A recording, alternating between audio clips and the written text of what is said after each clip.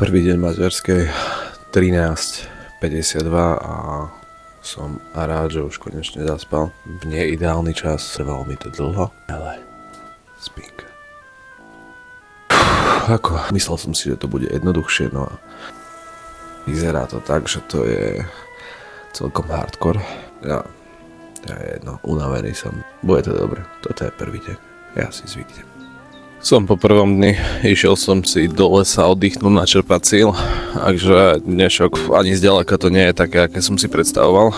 Takže moje idealistické predstavy boli hneď zarazené v prvý deň a som rád, že som zrobil to, čo som zrobil, lebo už prakticky včera som si pochoval svoj plán na Monk 626 a myslím si, že toto tu, čo absolvujem, tak to bude legendárna jazda a budem to dokumentovať asi týmto spôsobom ako teraz.